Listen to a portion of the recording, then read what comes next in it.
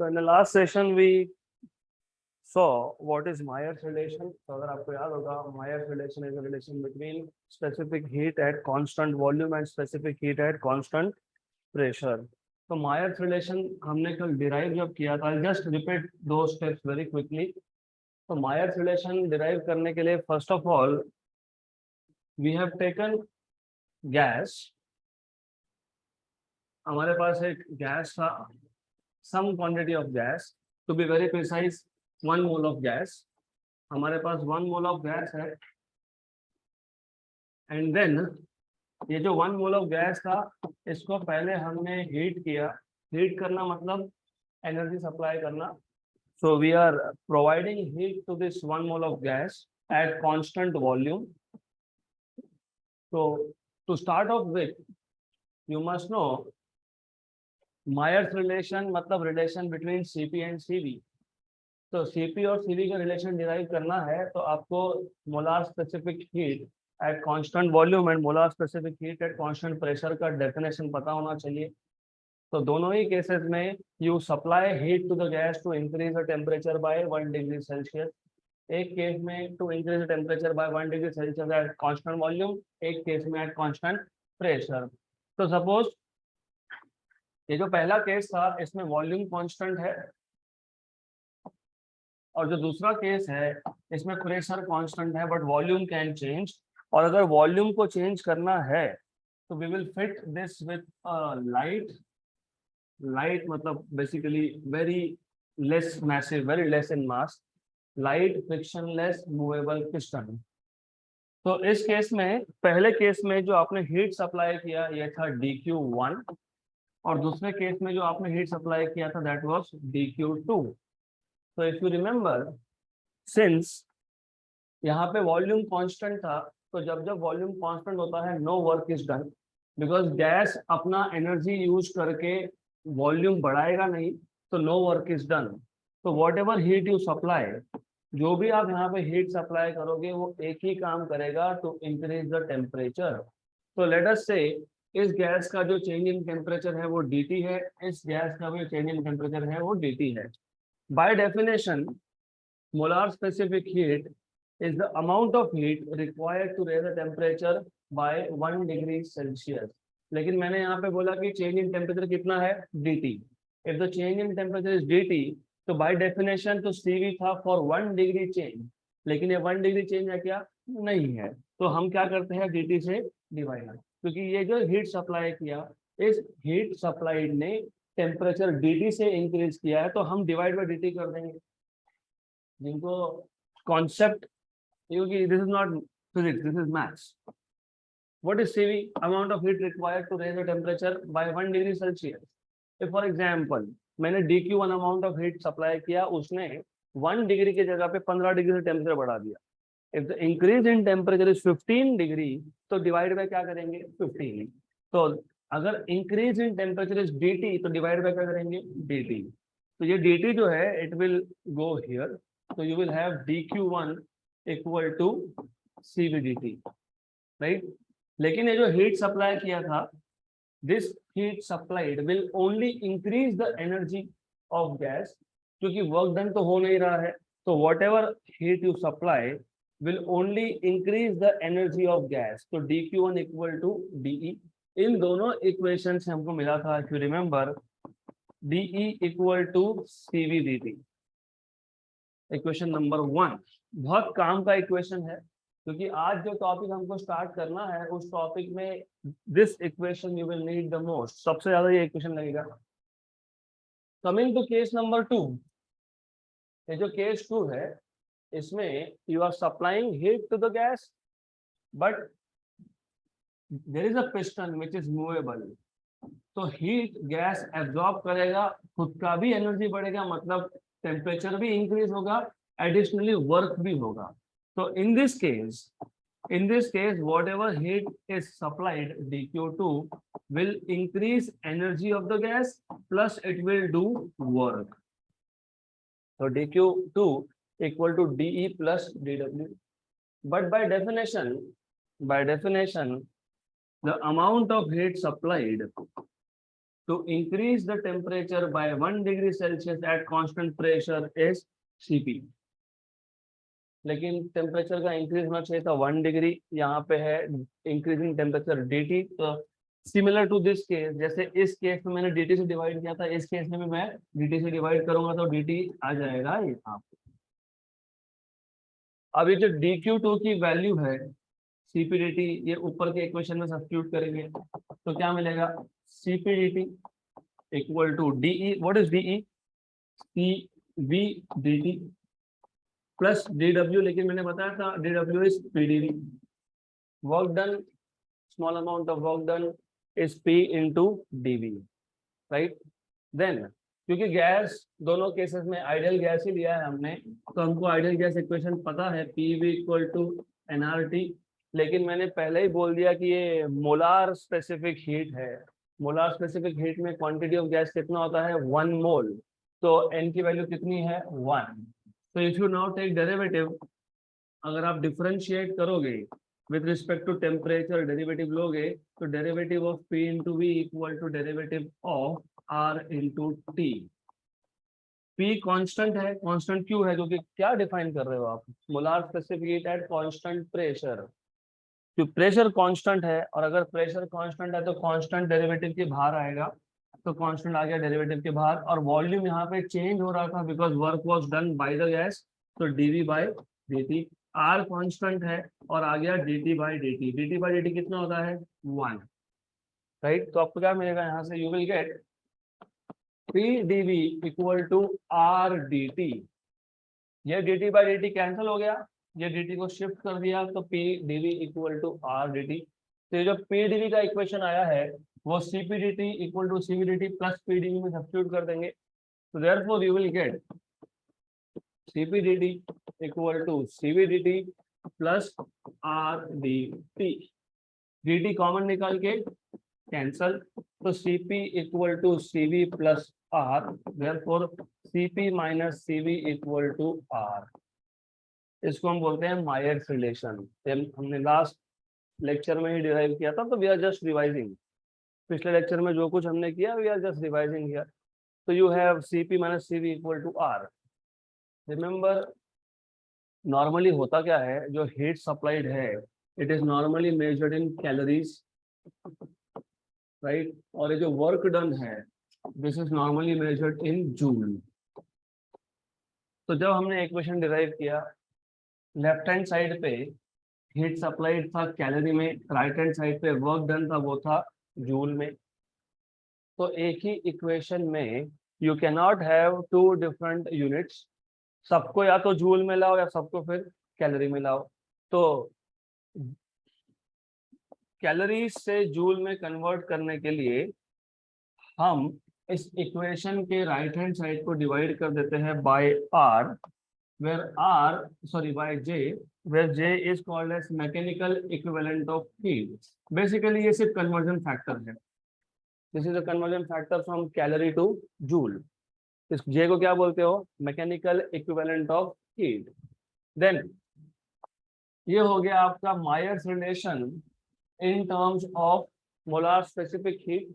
अगर आपको Myers relation derive करना है in terms of principal specific heat, तो you must know relation between molar specific heat and principal specific heat।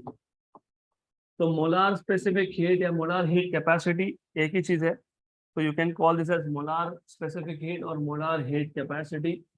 तो molar heat capacity अगर आपको याद होगा, this is equal to molar mass into principal heat capacity।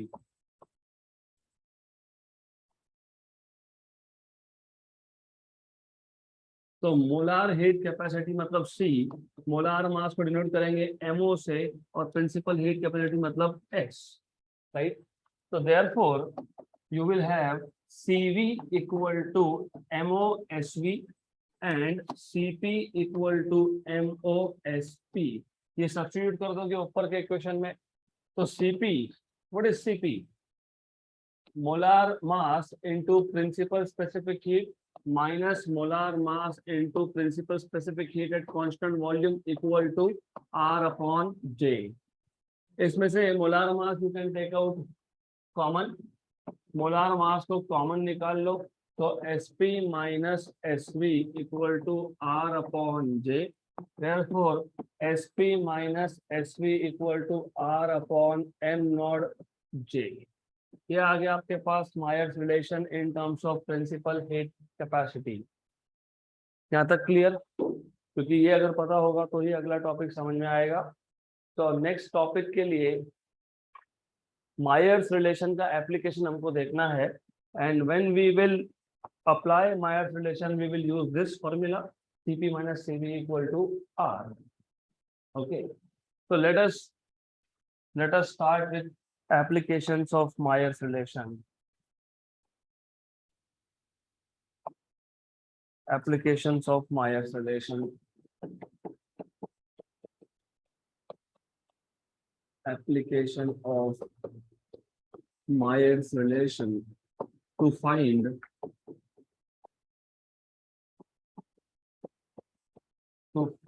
energy of gas. I think title में मैंने यही लिखा है, to find out ratio of specific heat तो करना ही है, but to find energy of gas and ratio of specific heat and ratio of specific heat. What do you mean by ratio of specific heat? तो सबसे पहले हमने दो type के specific heat देखे, at constant pressure and at constant volume. तो if I divide molar specific heat at constant pressure by molar specific heat at constant volume, इस ratio को हम बोलते हैं गामा रेशो। क्या बोलते हैं इसको? Gamma ratio. तो सबसे पहला क्वेश्चन तो ये आना चाहिए कि क्यों करना है। ऑब्वियसली कुछ भी अगर हम फाइंड कर रहे हैं तो there is a reason behind it. तो ये क्यों फाइंड करना है? इफ यू रिमेंबर, याद तो रहना चाहिए, हमने डिफरेंट टाइप्स ऑफ गैसेस देखे। मोनो एटॉमिक गैस था, रिजिड डायटोमिक गैस था, उसके बाद नॉन रिजिड डायटोमिक गैस था, ऐसा आपके पास ट्रायटोमिक गैस भी होगा। You know, can you tell me one example of triatomic gas?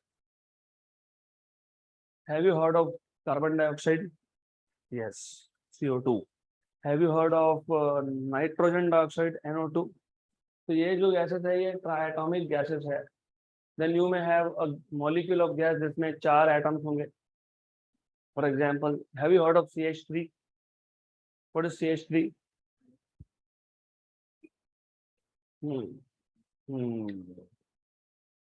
Have you heard of NH3?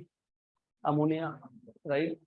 Then you may have methane also, CH4। तो exactly कौन से टाइप का गैस है? तो ये जो रेशो है दिस विल टेल यू कि हम जिस गैस का स्टडी कर रहे हैं वो गैस मोनो एटॉमिक है कि रिजिड डायटोमिक है, या फिर नॉन रिजिड डायटोमिक है, या फिर ट्रायटोमिक है, या फिर पॉलीएटॉमिक है। पॉलीएटॉमिक मतलब there are more atoms, more than 3 atoms, 2 atoms बोल सकते हो। So that is why just to identify which type of gas we are studying, अगर हमको Cp मिल सकता है और Cv मिल सकता है तो Cp by Cv अगर हम फाइंड कर लेंगे तो जो रेशो आएगा उसको बोलेंगे गामा रेशो। और जो गामा रेशो है, रेशो ऑफ स्पेसिफिक हीट्स, मतलब this is normally used to identify which type of gas we are studying, या फिर हमारे पास जो गैस है उसका क्या टाइप है। तो we will start with first monoatomic gas. Monoatomic gas, monoatomic gas का हमको अभी तक क्या क्या इंफॉर्मेशन है हमारे पास? तो do you know how many degrees of freedom does a monoatomic gas has? 3। कौन से 3? रोटेशनल के 3, की वाइब्रेशन के 3, की ट्रांसलेशन के 3? ट्रांसलेशन। तो we know that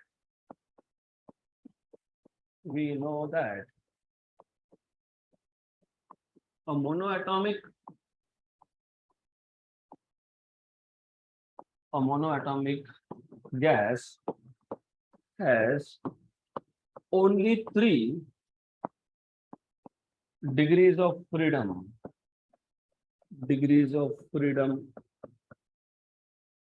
related to translation. आप ऐसा भी बोल सकते थे ammonia atomic gas has only 3 translational degrees of freedom, क्योंकि वहां पे रोटेशन नहीं है, वहां पे वाइब्रेशन भी नहीं है, देयर इज ओनली ट्रांसलेशन। आपने मोनोएटॉमिक गैस को एनर्जी प्रोवाइड किया, it will absorb that energy and then it will start moving in 3 dimension. तो 3 डिग्री ऑफ फ्रीडम है, there are 3 possible ways in which it can absorb energy. पहला है absorb energy करके वो अपना X coordinate change करेगा, Y coordinate change करेगा और जेड कोऑर्डिनेट चेंज करेगा। तो there are 3 veg in which it can absorb energy, so it will start moving along a straight line. Therefore, total degrees of freedom here is only equal to degrees of freedom of translational. तो ये जो translation के degree of freedom है उतने ही आएंगे, that is equal to 3, right. According to law of equipartition of energy, याद है क्या? What was law of equipartition of energy? The mean energy associated with each degree of freedom is half kBT.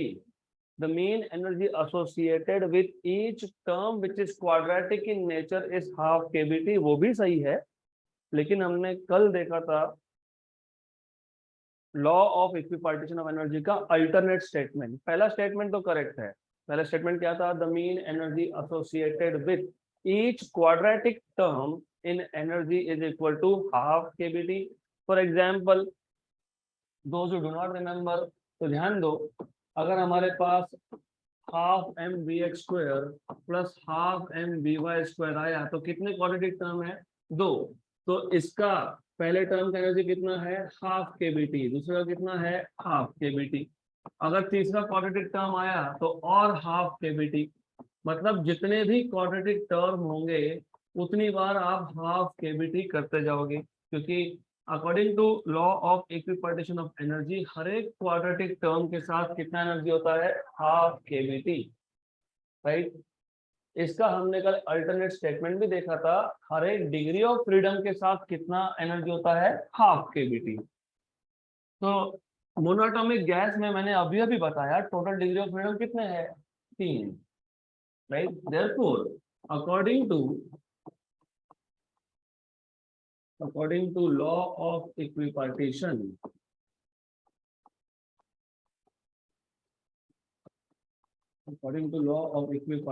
of energy, the mean energy associated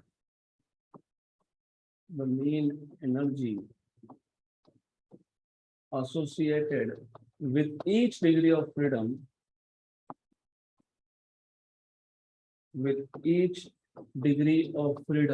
is कितना है?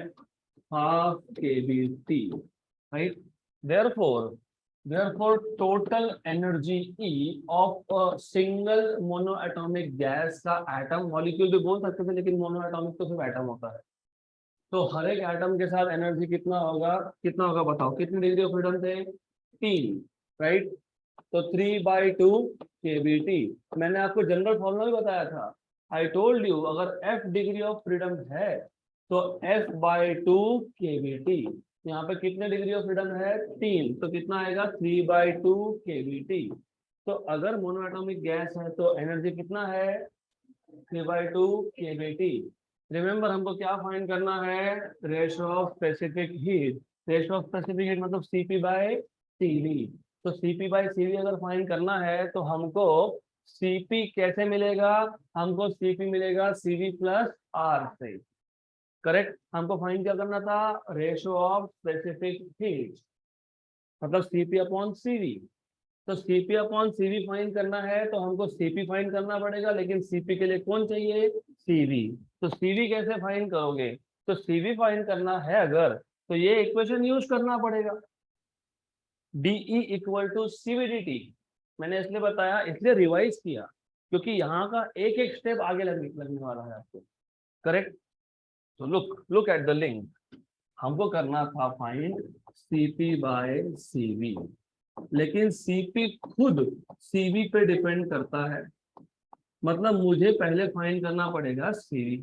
लेकिन CV का जो हमने देखा DE equal to CV dt, मतलब CV equal to DE by DT, correct, right. इसके लिए मुझे पहले क्या चाहिए, E, तो मैं क्या फाइंड कर रहा हूँ यहाँ पे, E, तो उसको बैक ट्रेस करते जाओ, क्या चाहिए था, CP by CV, CP CV से आएगा, तो CV कैसे फाइंड होगा, DE बाई DT, तो क्या चाहिए, E, करेक्ट। अब एक छोटा सा यहाँ पे आपको पॉइंट ध्यान में रखना पड़ेगा, CV मतलब मोलार, मोलार मतलब 1 मोल ऑफ गैस। ये जो एनर्जी आपने फाइंड किया, ये एनर्जी है सिंगल एटम का, ये energy of 1 mole of gas है क्या, नहीं, ये किसका एनर्जी है, सिंगल एटम का। तो एक काम करेंगे, थोड़ा सा नोटेशन चेंज कर देंगे, मैं बोल दूंगा इसको, this is energy of each atom, right, this energy of each atom, तो energy of each atom, right, each molecule, therefore, यहाँ तक क्लियर, राइट, यहाँ तक क्लियर, therefore total energy of 1 mole of gas, total energy of 1 mole of gas, मुझे एक बात बताओ, 1 mole of gas में कितने नंबर ऑफ एटम्स होते हैं, एवोगैड्रो नंबर, वेरी गुड। हमारे पास अगर एक एटम का एनर्जी है, अगर मैं इस एक एटम के एनर्जी को एवोगैड्रो नंबर से मल्टीप्लाई कर दूं, तो मिल गया मुझे energy of 1 mole of gas, right. तो बहुत सिंपल टॉपिक है, सिर्फ थोड़ा सा कॉन्सेप्ट को दिमाग में बिठाओ।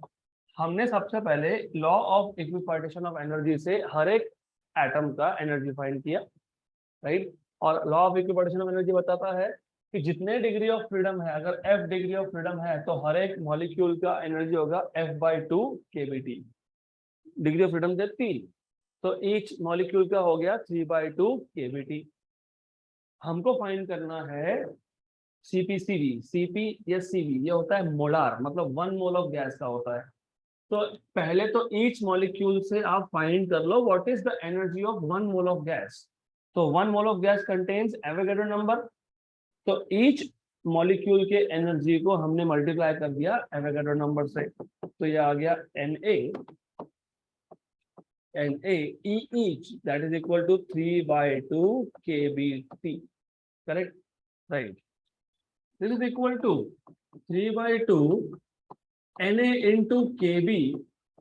अगर आपको याद होगा Na into kb is R, तो एनर्जी कितना आ गया, 3/2 RT, right।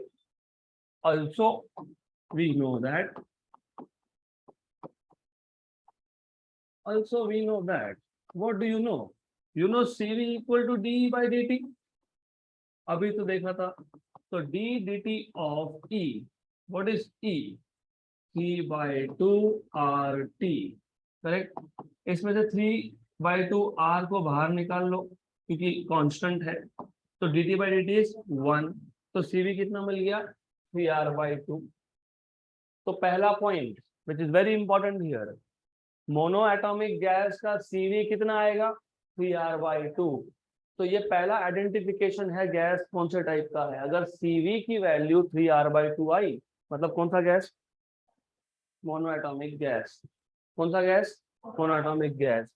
और मैंने आपको बताया था R की वैल्यू कितनी होती है, याद है, 8.31, या फिर मैंने बोला था इट इज इक्वल टू 25/3, तो 3/2 25/3 कैंसिल एंड कैंसिल, रफली 12.5। तो जिस गैस का CV का वैल्यू अप्रोक्सीमेटली 12.5 आए, that is nothing but monoatomic gas. अब एक बार आपको CV मिल गया, तो CP फाइंड करना is very simple, CP is CV plus R, और ये याद रखना कि CP हमेशा CV से ग्रेटर होता है। CV कितना है, 3R/2 प्लस R, 3/2 में 1 ऐड करोगे तो कितना होता है, कितना होता है, ये भी एक चीज सीख लो। व्हाट यू डू इज, मैं पहले R को कॉमन निकालूंगा, ओके, फिर 3/2 प्लस 1 करेंगे, फिर क्रॉस मल्टीप्लाई करेंगे, 2 into 1 is 2 plus 3 5/2, ऐसा करना छोड़ दो आप, you see 3/2 is 1.5, 1.5 में 1 ऐड किया तो 2.5, 2.5 मतलब 5/2, तो 5/2 डायरेक्टली लिख देना 5/2। देयरफॉर गामा, ये सेकंड आइडेंटिफिकेशन है। पहला आइडेंटिफिकेशन था सीवी की वैल्यू 3r/2, दूसरा आइडेंटिफिकेशन है सीपी की वैल्यू 5r/2, तीसरा है रेशो, तो 5r/2 upon 3r/2 cancel cancel cancel cancel 5/3। तो अगर आपके पास गामा रेशो 5/3 आया तो which type of gas is this? Monoatomic gas. तो लुक, गैस को हम देख नहीं सकते, without even being able to see gas molecules, हम बेसिक चीजों से बता सकते हैं कि गैस कौन सा टाइप का है, मोनोएटॉमिक है या फिर दूसरा केस है रिजिड डायटोमिक। तो case number 1 was monoatomic, case number 2 is rigid diatomic। अब आप सबको ऑलरेडी पता ही होगा what is a rigid diatomic gas. तो rigid diatomic gas molecule consist of 2 atoms and fixed bond length. तो दोनों एटम्स का डिस्टेंस हमेशा रहता है फिक्स। पहला केस हो गया ना, दूसरा कुछ भी नहीं है, सेम लाइंस पे। We no that for a rigid diatomic gas कितने डिग्री ऑफ फ्रीडम है बताने पड़ेंगे। तो we know that a rigid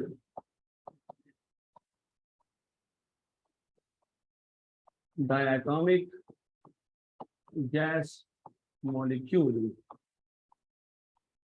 has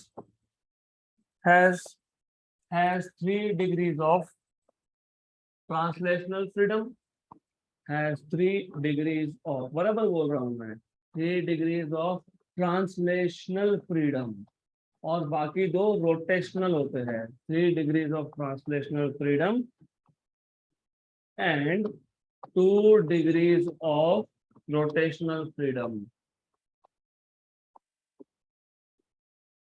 आपको डिटेल स्पेसिफाई करना ही पड़ेगा कि 3 कहां से आए, 2 कहां से आए, तो then it will be taken as correct. तो therefore total degrees of freedom is equal to degrees of freedom of translation plus degrees of freedom of rotation। Translational degree of freedom थे 3, रोटेशन के थे 2, तो total है 5, और इसको हम denote करते हैं इफ यू रिमेम्बर एफ से। अब ज्यादा डिटेल नहीं लिखेंगे, हम सिर्फ बोलेंगे according to law of equipartition of energy, according to law of equipartition of energy, हर एक मॉलिक्यूल का energy E each is F/2 kBT। F कितना है 5, so you will have this as 5/2 kBT। ये आपको मिल गया एनर्जी ऑफ ईच मॉलिक्यूल। मतलब if you look pattern is same, तो हर बार आपको पहले डिग्रीज ऑफ फ्रीडम बताना है, फिर लॉ ऑफ इक्विपार्टीशन के हिसाब से F/2 kBT करना है, मतलब हर एक मॉलिक्यूल का एनर्जी फाइंड करना है। हर एक मॉलिक्यूल का एनर्जी मिलने के बाद आपको 1 मोल ऑफ गैस का एनर्जी फाइंड करना है by multiplying this E each with Avogadro number. फिर उसके बाद आपको टोटल एनर्जी मिल गया 1 मोल ऑफ गैस का, फिर आपको CV इक्वल टू DE/DT करना है। CV मिल गया तो मायर रिलेशन अप्लाई करके CP फाइंड करना है। CP मिल गया तो CP/CV is gamma फाइंड करना है। तो this is what you are supposed to do. Therefore energy of 1 mole of gas, 1 mole of gas is given by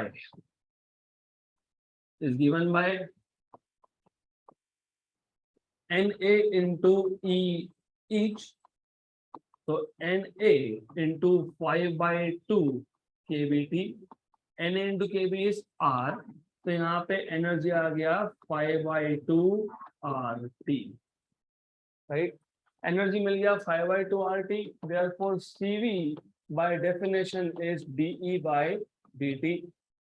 तो D D T of 5/2 RT, इसमें से 5R/2 बाहर, dt/dt is 1, तो ये आ गया 5R/2। ये आ गया first identification of rigid diatomic gas. तो वहां पे Cp की वैल्यू 5R/2 थी, तो अगर Cp की वैल्यू 5R/2 हो तो कौन सा गैस? मोनोएटॉमिक। अगर Cv की वैल्यू 5R/2 हो तो rigid diatomic, not diatomic only, it is rigid diatomic. तो ये रिजिड डायटोमिक गैस का आइडेंटिफिकेशन है पहला। Cv की वैल्यू कितना आएगा? 5R/2, right? Then also from Myers relation, Cp equal to Cv plus R, therefore Cp equal to Cv, ये है 5R/2 plus R। अब ये 2.5 है, ये 1 है, तो 3.5 हो गया, मतलब 7/2 आ गया, क्योंकि 2.5 plus 1 is 3.5, 3.5 is 7/2, तो 7R/2। तो गैमा की वैल्यू क्या मिलेगी यहाँ से? क्या मिलेगा? Cp/Cv, मतलब क्या मिलेगा? 7R/2 upon 5R/2, R/2 cancel, तो कितना? 7/5, 7/5 is 1.4, 7/5 is 14/10, 14/10 is 1.4। और पिछला जो केस था 5/3, व्हाट इज 5/3? 1.66, 1.66 होता है ना ये, तो दिस इज इक्वल टू 1.66। तो what do you observe here?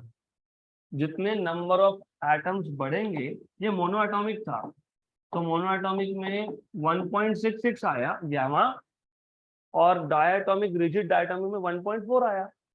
मतलब as the number of atoms are increasing in a molecule, the ratio of gamma is decreasing. क्योंकि ये भी आगे जाके सीईटी टाइप ऑफ एग्जाम में बहुत काम में आता है। जैसे जैसे नंबर ऑफ एटम्स बढ़ने वाले हैं, वैसे गैमा का रेशियो कम होगा। इसका मतलब ट्राइएटॉमिक के लिए और कम होगा, टेट्राएटॉमिक के लिए और भी कम होगा। तीसरे टाइप का gas, non rigid diatomic gas, non-rigid diatomic gas. So on the similar lines, same, nothing, we know that. What do you know? A non-rigid gas molecule has 3 degrees of translational freedom, 2 degrees of rotational freedom, and 2 degrees of vibrational freedom. So we know that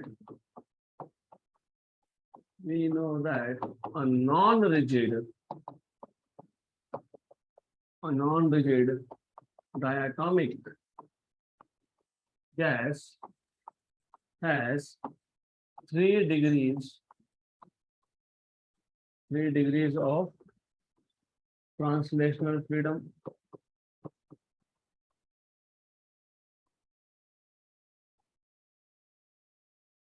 2 degrees of rotational freedom, 2 degrees of rotational freedom,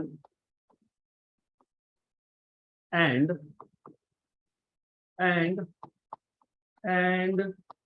2 degrees of vibrational freedom.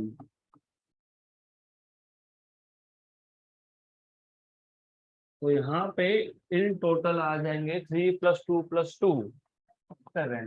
Therefore DOF total is equal to DOF translational plus DOF rotational plus DOF vibrational. So this is 3 + 2 + 2, that is equal to 7. फिर उसके बाद क्या किया था हमने? क्या किया था इसके बाद? इसके बाद का स्टेप क्या था? Once you have degree of freedom, इसको डिनोट करते हो F से। एक बार डिग्री ऑफ फ्रीडम फाइंड कर लिया, तो what do you do next?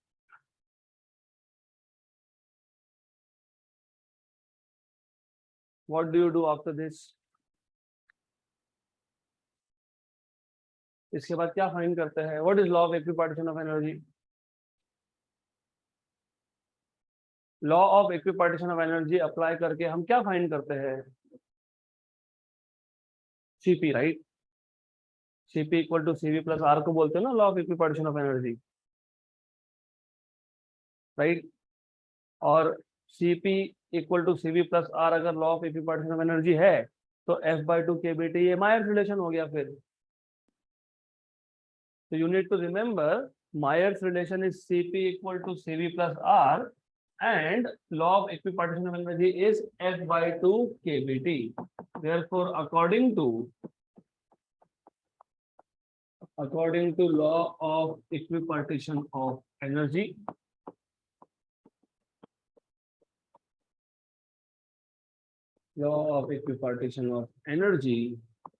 याद रखना वो मैंने ऐसे ही बोला, उल्टा बताया था। Law of equipartition of energy is to find out energy of each molecule. Energy of each molecule is F/2 kBT।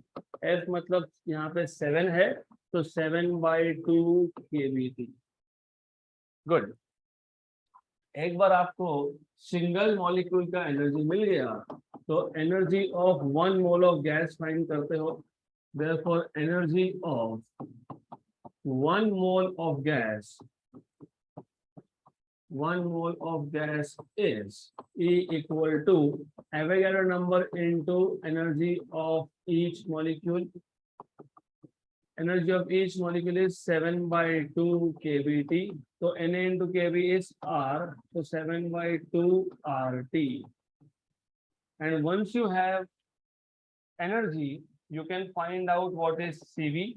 So Cv find करने के लिए Cv is equal to dE by dt, which is equal to d dt of 7/2 RT. तो यहाँ से 7/2 will be taken outside, dt by dt will be 1.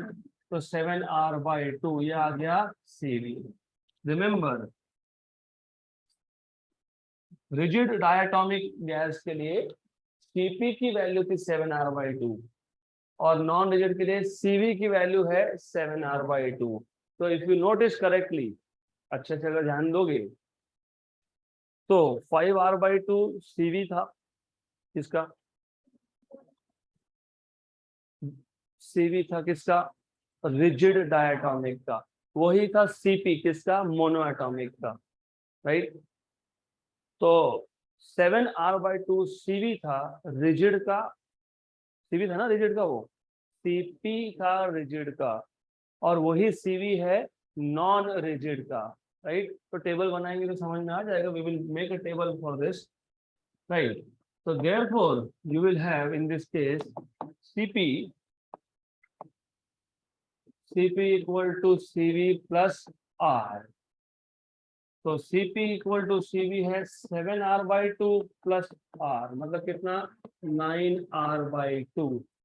Therefore, gamma ratio will be Cp by Cv, which is equal to 9R/2 upon 7R/2, which is equal to 9/7. 9/7 is how much? 1.2। 1.2 के आसपास आता है, 1.2, right? तो ये हो गया आपके पास 3 gases, एक है मोनोएटॉमिक है, 2 है डायटोमिक, उसमें एक है रिजिड, एक है non rigid. Now before we go ahead to next type of gas, अगले टाइप ऑफ गैस पे जाने से पहले there is something very important that we can do here. तो एक काम कर सकते हैं, let us make a table of values, और एक काम ये भी कर सकते हैं, let us make table after considering the last type of gas। उसके बाद एक साल बना लेंगे। तो लास्ट टाइप ऑफ गैस, ऐसा तो फिर बहुत सारे गैसेस है, बहुत सारे है ना, बहुत सारे है। ट्राइटोमिक भी आएगा, टेट्राएटॉमिक भी आएगा, और ट्राइटोमिक और टेट्राएटॉमिक, पेंटाएटॉमिक, राइट? मतलब पॉलीएटॉमिक। जितने ज्यादा नंबर ऑफ एटम्स बढ़ते जाएंगे उतना कॉम्प्लिकेशन बढ़ेगा। क्यों? For a very simple reason. For example, just for an example, मैं एक कोई गैस लेता हूँ जिसमें 3 एटम है, suppose something like this, fine. तो इसमें 3 एटम्स है, in a given molecule, right? Then ऐसे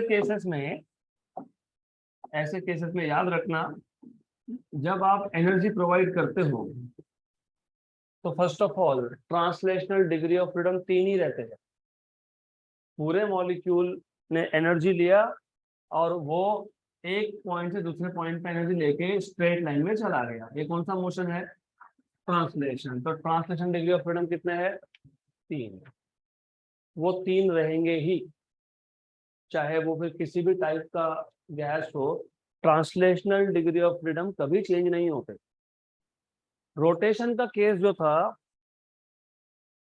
रिजिड या नॉन रिजिड डायटोमिक हो तो उस केस में 2 ही रोटेशनल डिग्री ऑफ फ्रीडम थे, तीसरा नहीं था। क्योंकि तीसरा क्यों नहीं था? क्योंकि मोमेंट ऑफ इनर्शिया 0 था। Why? Because if you remember, तो very important thing, extremely important thing, यहाँ पे इन टोटल 3 एक्सिस थे हमारे पास। जिस एक्सिस के ऊपर खुद दोनों एटम्स है उसको क्या नाम दिया था? Molecular axis. तो मॉलिक्यूलर एक्सिस का मोमेंट ऑफ इनर्शिया होता है 0। तो मॉलिक्यूलर एक्सिस का मोमेंट ऑफ इनर्शिया 0 होने की वजह से रोटेशनल काइनेटिक एनर्जी होता है 0, क्योंकि rotational kinetic energy is half I omega square. जब I ही 0 है तो एनर्जी 0 है, मतलब एनर्जी एब्जॉर्ब नहीं होगा टू कॉज रोटेशन। रोटेशन तो होगा लेकिन एनर्जी नहीं यूज होगा, राइट? देन ये एक एक्सिस था और एक एक्सिस था दिस वन। तो टोटल रोटेशनल कितने डिग्री ऑफ फ्रीडम? 2। तीसरा नहीं, क्योंकि मॉलिक्यूलर एक्सिस के अबाउट रोटेशन के लिए एनर्जी एब्जॉर्ब नहीं होता है, करेक्ट? बट रिमेंबर, अगर इस केस में ये नॉन रिजिड भी होता तो भी सेम था रोटेशन, राइट?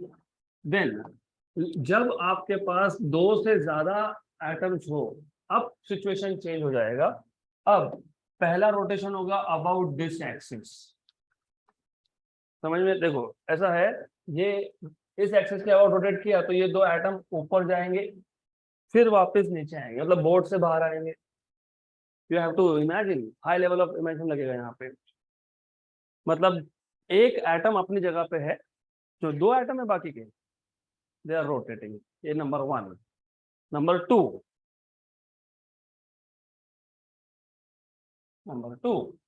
वापस से एक एटम अपनी जगह पे है, ये जो बाकी के 2 एटम थे उसमें से एक बोर्ड के बाहर आ रहा है, एक बोर्ड के अंदर जा रहा है। ये दूसरा रोटेशन। तीसरा बोर्ड के ही प्लेन में 2 जो एटम्स थे, एक काम करता हूं, इन दोनों को क्लब ही कर लेता हूं, बेटर। तीसरा रोटेशन मैं ऐसा करूंगा सच दैट, तो तीसरा जो एक्सिस है, तीसरे एक्सिस ऑफ रोटेशन के अबाउट भी एनर्जी स्पेंड होने वाला है। तो ये आ गया थर्ड एक्सिस ऑफ रोटेशन। तो इमेजिनेशन तो लगने वाला है। पहले केस में दोनों एक साथ बोर्ड के बाहर, मतलब इस स्क्रीन के बाहर और वापस से अंदर। दूसरे केस में एक बाहर एक अंदर। तीसरे केस में वो प्लेन में ही, राइट, उसी प्लेन में दे आर परफॉर्मिंग रोटेशन। तो यहाँ पे रोटेशनल डिग्री ऑफ फ्रीडम कितने हो गए? 3। तो जब जब 2 से ज्यादा, ग्रेटर देन 2, मैं इक्वल टू नहीं बोल रहा हूँ, ग्रेटर देन 2, जब जिस मॉलिक्यूल में 2 से ज्यादा एटम्स हो उसके ट्रांसलेशनल डिग्री ऑफ फ्रीडम भी होते हैं 3, है ना? और रोटेशनल भी होते हैं 3। तो 3 ट्रांसलेशन के, 3 रोटेशन के, करेक्ट? तो 6 तो यहीं पे हो गए। अब वाइब्रेशन डिपेंड करता है, क्योंकि मैंने तो ये बहुत बेसिक लिया है, it's very simple, very basic molecule, क्योंकि मॉलिक्यूल्स तो फिर बहुत ज्यादा कॉम्प्लिकेटेड भी हो सकते हैं। You may have much more complications here. Suppose यहाँ पे एक एटम है, मान लो सपोज यहाँ पे और एक एटम है। अब प्रॉब्लम क्या है कि वाइब्रेशन के हम लोग डिग्री ऑफ फ्रीडम डायरेक्टली बता नहीं सकते, क्योंकि वाइब्रेशन का दिक्कत ये है कि हो सकता है कि ये जो एक बॉन्ड था ये फ्लेक्सिबल है, मतलब नॉन रिजिड है, और हो सकता है ये एक बॉन्ड जो है ये फ्लेक्सिबल है, नॉन रिजिड है, और बाकी के जो दो बॉन्ड है दे आर रिजिड। तो इस केस में डिपेंड करेगा कि वाइब्रेशनल डिग्री ऑफ फ्रीडम कितने हैं, और वो नॉर्मली बताया होता है आपको, बताया होता है for a polyatomic gas molecule having 5 degrees of vibrational freedom. 5 degree of vibrational freedom मतलब 3 ट्रांसलेशन, 3 रोटेशन 6, और 5 किसके वाइब्रेशन के, तो 11 हो गए। तो एनर्जी कितना हो गया 11/2 kBT। तो you don't have to worry about vibrational degree of freedom, क्योंकि वाइब्रेशनल डिग्री ऑफ फ्रीडम ये नॉर्मली आपको बताया होगा, करेक्ट। तो सिर्फ एक चीज याद रखना, जब आप पॉली एटॉमिक की बात करते हो, पॉली एटॉमिक में 3 ट्रांसलेशन, 3 रोटेशन और वाइब्रेशनल के दिए होंगे। यहाँ पे मैं उसको डिनोट करूंगा एफ से, I just use some F degrees of freedom of vibration. तो polyatomic gas, so for a polyatomic gas, a polyatomic gas molecule, a polyatomic gas molecule has 3 degrees of translation या फिर translational freedom,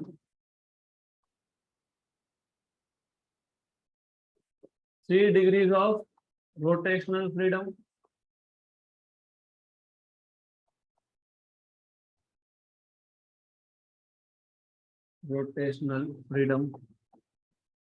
and let us say, and let f degrees of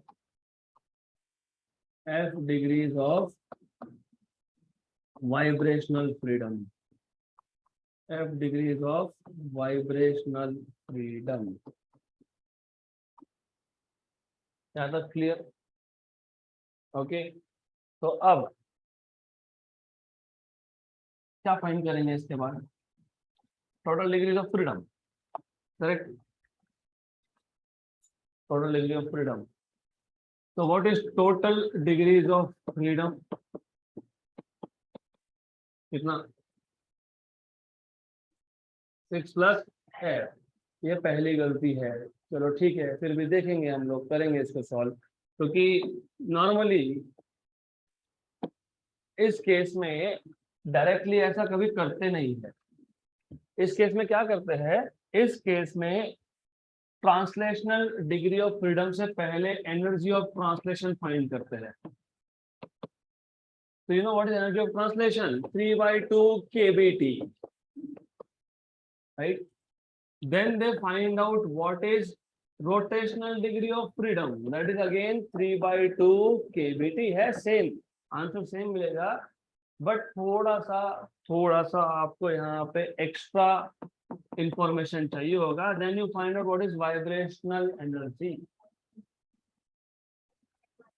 यहाँ पे हो गई गलती, क्योंकि vibrational energy में अगर आपको याद होगा तो काइनेटिक एनर्जी ऑफ वाइब्रेशन था और पोटेंशियल एनर्जी ऑफ वाइब्रेशन था, into F degree of freedom थे। तो ये याद रखना, ये अगर गड़बड़ हुआ तो आंसर गलत आएगा। हर एक रिमेंबर, हर एक वाइब्रेशनल डिग्री ऑफ फ्रीडम में, हर एक वाइब्रेशनल डिग्री ऑफ फ्रीडम में काइनेटिक और पोटेंशियल है।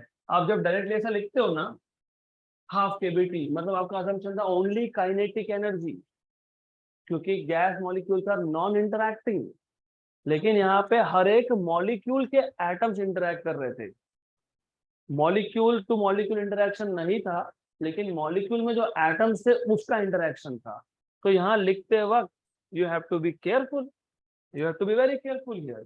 So do you remember kinetic energy of vibration is quadratic in nature, half mv square, तो इसका हाफ kBT, बराबर, सही है, good. Potential energy of vibration is half K X square, it is also quadratic in nature, तो इसका भी half KVT into F. What is half plus half? 1 into f is f kbt. अगर आप ये नहीं लिखते तो आप क्या लिखते? अब f डिग्री ऑफ फ्रीडम है ना, तो f/2 kbt. समझ में आ रहा है? अगर मैं लिखता, मैंने बोला f degrees of vibrational freedom and according to law of equipartition f/2 kbt. अरे लेकिन वाइब्रेशन में एक्स्ट्रा पोटेंशियल एनर्जी भी आता है इसके लिए, क्योंकि सिर्फ काइनेटिक होता तो क्या आता? f/2. लेकिन ये extra potential energy of interaction between atoms of a molecule भी आता है, तो पहले ऐसा लिखना पड़ेगा आपको, नहीं तो आंसर आएगा गलत. तो यहाँ पे समझ में आया? राइट. तो ट्रांसलेशन का और रोटेशन का कोई दिक्कत नहीं था, इट इज डायरेक्टली 3/2 राइट. लेकिन जब वाइब्रेशन का लिख रहे हो तो वाइब्रेशन के केस में, in case of vibration, you need to remember, यहाँ पे kinetic energy of vibration plus potential energy of vibration लिखना पड़ेगा. तो half KVT plus half KVT into F, तो कितना आ गया? F KVT. अब टोटल एनर्जी क्या आएगा? It will B energy of translation plus energy of rotation plus energy of vibration. Energy of translation कितना था? 3/2 kbt plus 3/2 kbt plus f kbt. तो 3/2 plus 3/2 is 3. ये आ गया 3 kbt right plus f kbt. तो ये आ गया आपके पास 3 प्लस f kbt. ये एनर्जी टोटल किसका है? ईच मॉलिक्यूल का. तो एक काम करता हूं मैं, इसको एनर्जी ऑफ ईच मॉलिक्यूल ही लिख देता हूं. तो what is energy of each molecule? 3 plus f kbt. 3 plus f kbt. Good. Then therefore energy of 1 mole of gas, energy of 1 mole of gas कितना आएगा? E equal to Na into E each. Na into E each 3 plus F kbt. Na into kb is तो 3 plus F RT. ये मिल गया energy. तो CV मिल जाएगा. What is CV? DE by dt. तो d dt of what happens? Okay, fine. 1 hour, yes.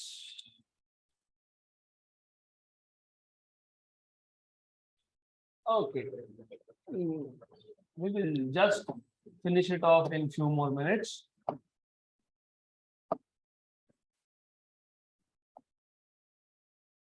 All right.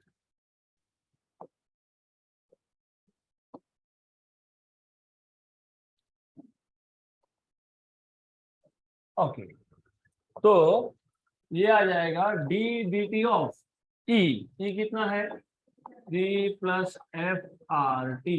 इसमें से 3 plus F R बाहर, dt by dt cancel, तो कितना बचेगा? 3 प्लस एफ इंटू आर. ये क्या मिल गया? CV. तो CP कैसे फाइंड करते हो? CV plus are. CV कितना है? 3 प्लस एफ इंटू आर और प्लस आर. इसमें से कौन कॉमन निकलेगा? आर. आर कॉमन निकला तो क्या बचा? 3 plus F. 3 plus F plus plus 1 right. तो 3 प्लस एफ प्लस 1 मतलब 4 प्लस एफ. तो यह आ जाएगा 4 प्लस एफ इंटू आर. आपको CP मिल गया, आपको CV मिल गया. तो क्या मिलेगा? ratio. What is ratio? CP by CV. So you can just find out what is CP by CV. So gamma is equal to CP by CV. CP is 4 plus F into R. upon CV is 3 plus F into R, cancel and cancel. So 4 plus F upon 3 plus F. This is the general formula for polyatomic gas. अगर ऐसा बोला होगा, a polyatomic gas has 2 degrees of vibrational freedom. So 4 plus 2, 6 upon 3 plus 2, 5. 6 by 5. 6 by 5 is how much? 1.2. 1.2 तो हमने already देखा, तो कौन सा टाइप का गैस हो गया फिर वो 1.2 वाला? नॉन रिजिड डायटोमिक जैसा हुआ, ज्यादा उसमें ज्यादा नंबर ऑफ एटम्स है लेकिन it will behave like non rigid, right? तो अगर बोला होगा 3 डिग्री ऑफ फ्रीडम है वाइब्रेशन के, तो 4 plus 3 7/6, correct? So this is how you are supposed to find out ratio of specific heats. यहाँ तक clear? Is this clear? So your task is to revise this completely, क्योंकि this is the end of first part of kinetic theory of gases का theory.